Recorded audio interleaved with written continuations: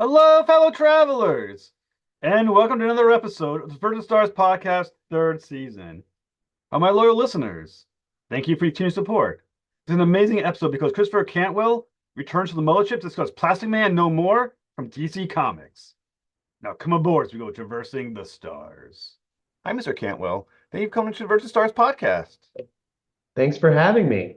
It's my pleasure. Thank you for coming back, I should say, to the to Virgin Stars Podcast, so returning champion. Thank you. Yeah, I'm happy to be back. I'm happy to be back. So, you're now the writer of Plastic Man No More from DC's Black Label. So, how did you get involved with the project, and what intrigued you most about the idea? Well, what intrigued me most about the idea was that it was my idea. I came up with it. It was me. I pitched this to DC, and they said, "We got to have it." That's Um, awesome.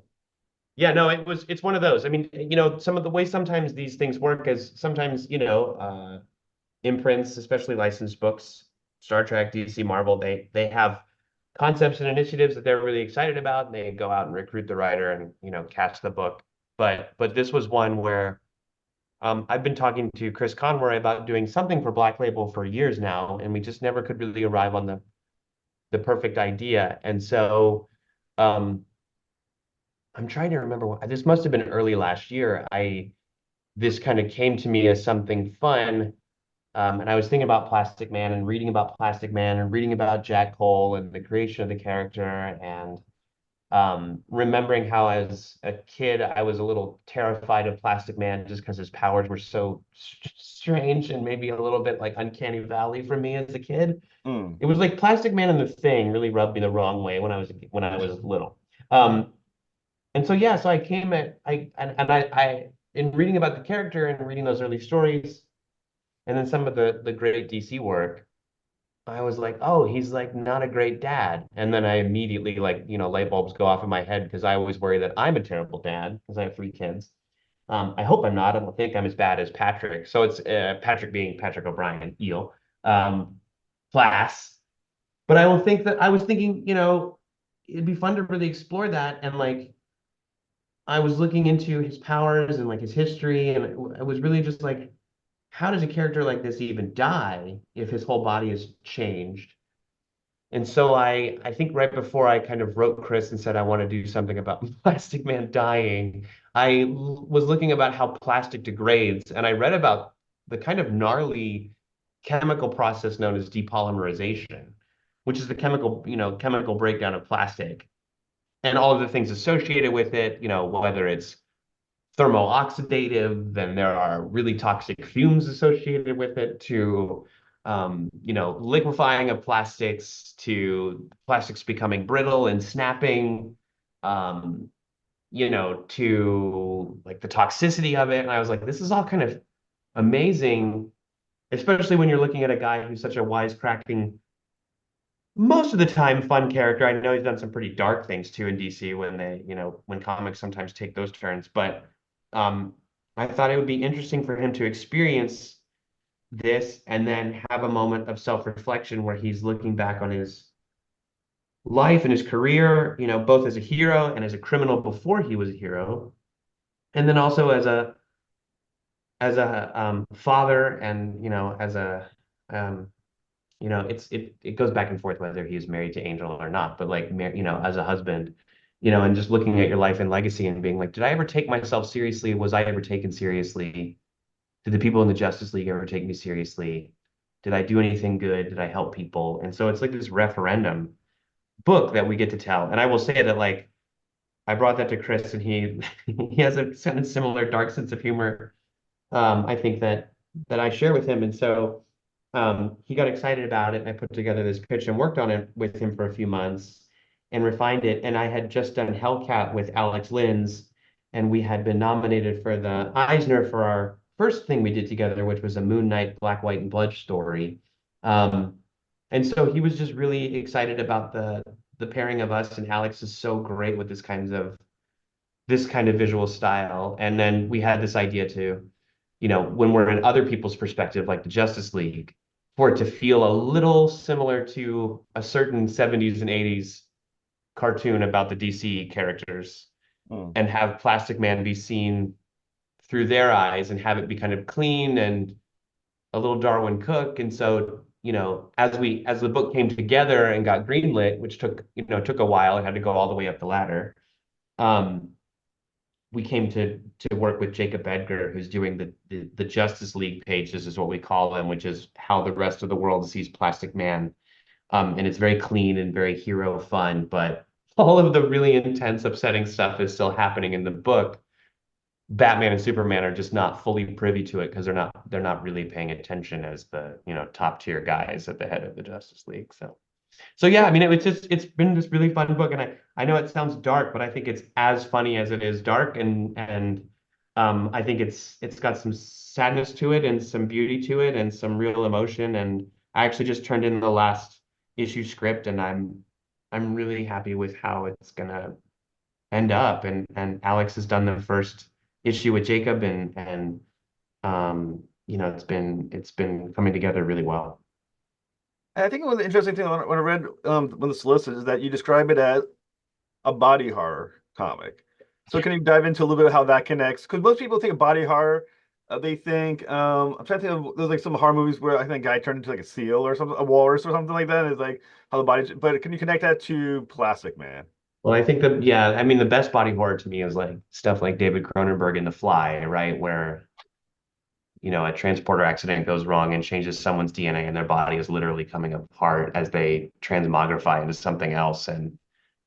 But this idea of the body and the abject, like this concept of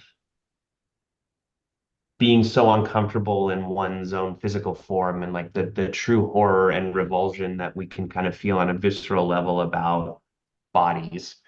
And, I think that for Plastic Man, his whole body has been changed and is, through a lot of his history, been used as a kind of punchline and goofball trademark. But what is it like when a body like that breaks down? And so the book also has, I think, a lot to say about getting older and looking back and seeing, feeling changes happen in your body, and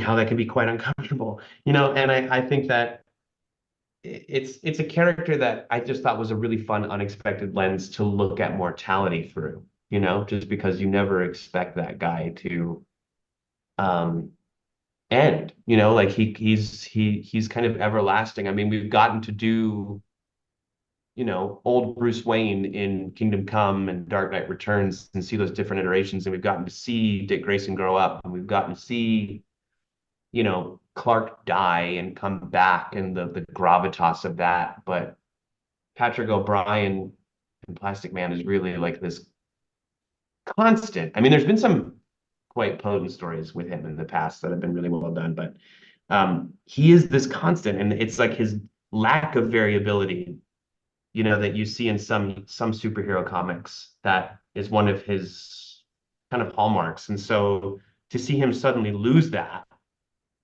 and be staring down the barrel of an abrupt end of his own life, it totally changes his outlook and how seriously he's taking things and his relationships and his place in the world. And what is it like when a person like that is making choices that are too little too late, out of desperation.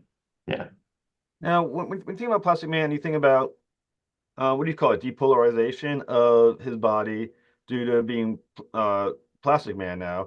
Is this something that has suddenly been triggered, or is this someone who, like me, who's now turned in their 40s, my body's just beginning to break down because it's in his 40s and it's beginning to be achy and ouchy? Is it closer to that, or does something trigger the depolarization now that he is dealing with, or has he always? Well, it's kind of both. So, because I'm that way too. I'm 42 and I turned 43 this year. And so I definitely don't feel like I used to feel, right? And I think there's some of that creeping into this book for sure. But the big catalyst of this book is that, yes, he has an encounter, and I don't want to spoil it, in a kind of fun JLA way that is still very much Black Label in tone. And it seems to accelerate this process of depolymerization where his cells are breaking down, right? The molecules are actually unchaining or unzipping. Um, and so he goes and gets checked out, and the answer he gets back is that this could be just an acceleration of the natural end result of his original accident, where he fell into the chemicals and this happened to him, that this might be the ultimate end to that. And and so what he starts to freak out about is that he has a son, Luke, who is the character Offspring, has been around DC for a while and has been in the Teen Titans, and in our book is on the Teen Titans, but he hasn't been the greatest dad to Luke, and if anything, he's a little bit of an absentee father. But then he really starts to become preoccupied with this same thing happening to Luke, that it might be an inherited condition. And he gets a little bit of a confirmation that that could happen. And so he sets about not just trying to save himself, which to me felt like a kind of, it didn't feel like a full, like heroic goal for Patrick, for Eel. It felt like I wanted to open it up. So here's this guy who was never really there for his kid, suddenly deciding to desperately insert himself into his kid's adult life and try to quote unquote save him, right? And of course, if he does that, then he gets to be a good dad and all these other things. So, and Luke is really not interested. So it's very much the relationship between the two of them. And, Luke's mom is very estranged from Eel, and they just, none of them really get along, but it's really about that fractured family unit. It's really what's at the center of the book, and it's a referendum on that family unit of the O'Briens. And like that to me was the emotional underpinning of the book. And a lot of it is fun, and what Alex has done is so great with, like, seeing Plastic Man break down. But like um the family unit, which is already broken, to me was the really rich stuff that I wanted to write towards. And to see good intentions result in bad choices. I think another movie that I like in terms of structure, the way that we built this book, is the movie Blood Simple, where you have people making maybe one desperate choice that's not well thought through, and a little compromised by selfishness, and then it just snowballs from there, and things go from bad to worse, right? So that's very much what happens with Plastic Man in this book. Is he makes a lot of bad decisions, you know what I mean? And he starts to realize that he's made a lot of bad decisions over the course of his life. And yeah, so he comes to face that quite quickly over these four issues, and he does it with his son along for the ride. And he's got a group of accomplices in this book that kind of spiral out of control in their own right, and he finds himself on the wrong side of Robin and other people. I mean, it's a really fun book. Now, um, one thing that DC has as well as Plastic Man is the Elongated Man. Are they like? Is there a difference between them and how their powers function? Is plus what's going to happen to Plastic Man something that you thought about maybe happening to Elongated Man? Then are they similar in that way, or they function I like? actually don't, what's funny is I didn't want to muddy the book, so I didn't touch on Elongated Man, but there is a pretty fun scene between Metamorpho and Plastic Man, where there's a little bit of overlap in terms of their functionality in the Justice League, and that leads to some ego motivated pissing contest stuff between the two of them in a fun way that Jacob drew, where it's the first time that Plastic Man is meeting Metamorpho, and they just don't get along. And it's the idea of like, you hate most in others what you know is in yourself, right? Like, and so I think there's some of that at play too. But yeah, like in terms of powers, I think, yeah, we glance off Metamorpho, but it's really about Luke and Patrick's specific power set, and the flaw that's baked into them. I always think about this with, I think Watchmen did this better than anyone, where she gets cancer, and obviously, just being around Dr. Manhattan. But like, I think about Peter Parker all the time, where it's like, you know, when Peter Parker gets older, does that suddenly turn into, some sort of really rare blood disease that's not great? You know what I mean? And Right, right, right. when you seek treatment for something like that, does it result in you not having the powers anymore? And then what does that do to your identity? Like there are things like that at play with a lot of heroes that I always find fascinating. And Well, so some of that is at play too in the one story. thing you said earlier in the interview, when you talked about again what happens to plastics as they age, you talked about toxic fumes. So you just mentioned the idea of cancer because of Dr. Manhattan and from The Watchmen. Um, are you gonna what are you gonna play up the idea that of toxic fumes with Plastic Man then, and how dangerous then is he to those around him? Well, I mean, I don't want to spoil anything, but like, yeah, polyethylene gas is really dangerous. But I mean, it's really interesting right now, right? Because Plastic Man, he's born out of an era where plastic was kind of this newfangled substance that was kind of a cure-all.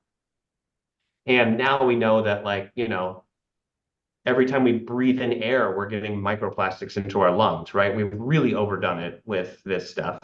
And so we get to do the metaphor of that with Patrick O'Brien. We get to do it with Plastic Man. It's like, you know, he gets to be this kind of miracle for most of his life. And he does, he's helped a lot of people, but all of a sudden he finds himself the grotesque version of that, the inverse of that, the abject of that. And that to me is really interesting. It's, our strengths are also our flaws.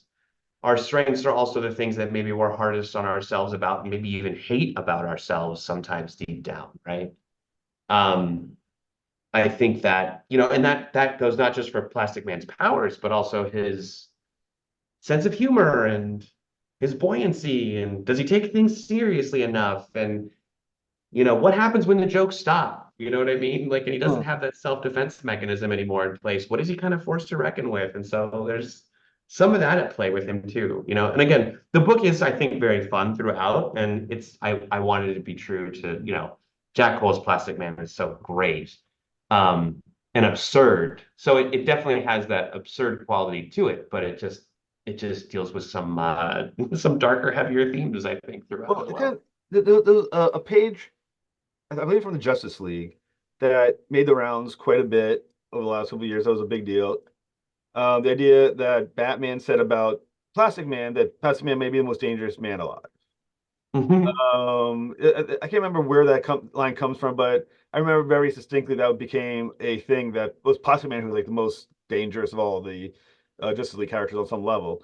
Um, so when you're thinking about Plastic Man, how difficult was it to come up with a threat that can equal Plastic Man if he's so dangerous? Well, I mean, again, it's something that like affects him on a cellular level. And I came across that line too and kind of digging into him early last year. And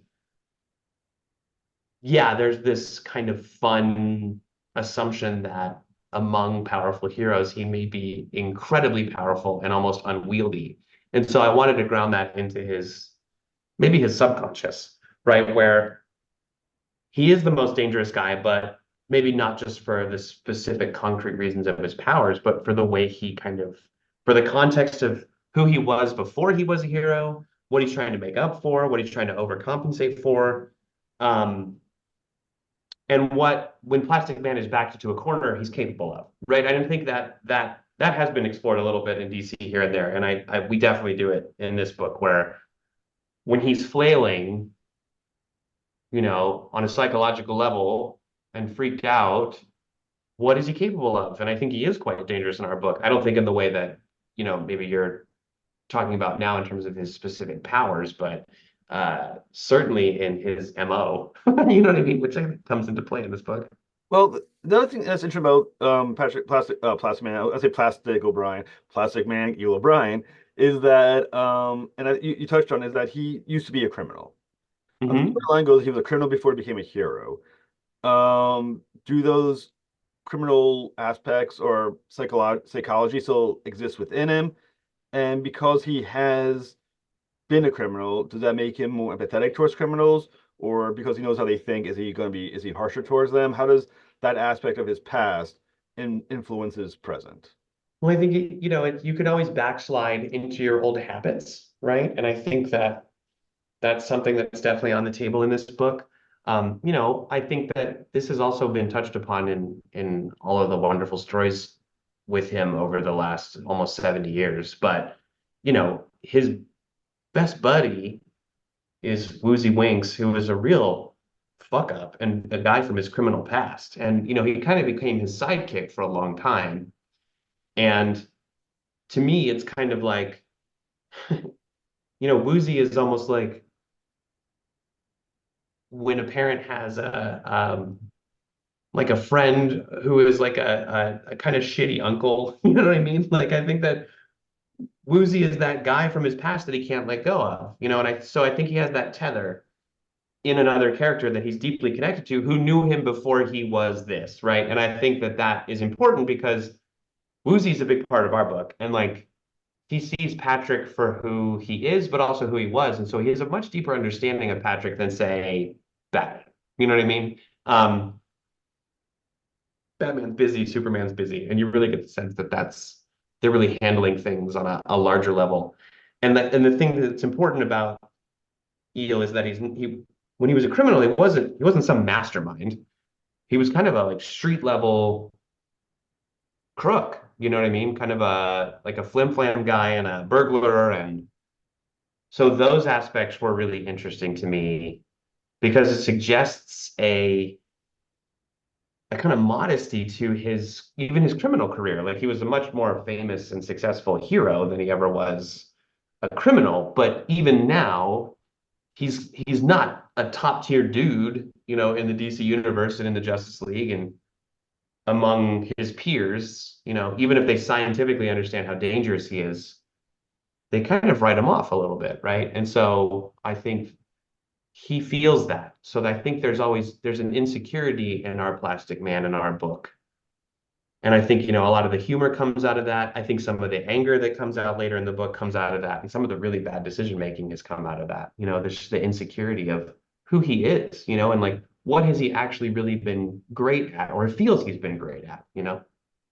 So one thing that also mentions listed is that he suffers from a profound fear of aging. Now, is that due to what he finds out about himself by the depolarization? Is that something that's recent, or is there something intrinsic to who he is that creates that fear of aging? And how does that fear manifest itself? I don't think he has been afraid of aging up until he gets this kind of diagnosis, right? So like, and I would say that it's more a metaphor for aging in terms of what's happening to him, right? He's staring down the face of death suddenly, and he realizes he's been around the block and he's made some bad decisions over the course of his life, and what is his legacy? And now he's kind of being forced to reckon with that. When his condition up until now, I bet, Patrick is kind of a guy who would just assume he's immortal. You know what I mean? He's like, well, I guess I can live forever. You know what I mean? Like, and I think that when that suddenly is not the case, the rug is pulled out from underneath him, right? So he's thinking about his own life and legacy in a much different way than he was all the way up until now. So, when can our listeners look forward to getting the first issue of Plastic Man No More? It comes out September 4th, and I don't remember when FOC is, but it'll probably be a few weeks before that. But the variant covers that are coming in are so awesome, and it's each issue is a full 32 pages of story. Um, like I said, Jacob's coming in and doing these kind of wonderful Darwin Cook-esque Justice League pages, and then Alex is just doing some truly disgusting, horrifying stuff with him through the rest of the book. Um, but yeah, it'll be a nice, good, chunky story that you can follow for 4 months, and I think we take it to a really great place pretty quickly. And I mean, things really go from bad to worse for him. But I also think it's a pretty beautiful story, and we even get to tell, we get to set this thing in Mammoth City, which is where he's from. And, I love the fictional DC cities, and it's one that we don't really get to explore a lot in books unless you're looking at the old Jack Cole stuff. And, we get to kind of tell the story of this city as a place where, of course, this is where this hero would come from, and so there's a lot about what Mammoth City used to be and what it's become and how it's degraded and all of these things, that are really reflective of Glass, through his whole story. So, what's Yeah. next? So, what's next for you? Well, I'm going to shoot a television show that's going into production. I'm the showrunner, one of the showrunners with the creator of the third season of The Terror. It's called The Terror, Devil in Silver, and it's been announced. It's a 6 episode series based on the novel. And we're shooting that in New York this summer. and that'll be out on AMC and AMC Plus next year at some point. And then in terms of comics, I'm still writing Briar. Briar's out there. I'm also doing that with Alex Lind, the artist on this book. He's doing the middle arc of Briar. 2 issues of that have been out. There's 2 more, and then that'll set us up for kind of our grand Briar finale arc that'll happen at some point, probably next year. Well, So there you go. when it's time to talk about the TV show, please come back on, Mr. Cantwell. You've been an absolute honor to speak with. Thank you so much, sir. Thank you so much. All right, have a good night. Awesome. You too, man. Take care. Thank you for listening to another episode of the Versus Stars podcast. Please help me battle the algorithms by liking and subscribing. Be sure to turn for the next episode when Samantha Glassner boards the mothership to discuss the arc on sci-fi. The next voyage, travel on.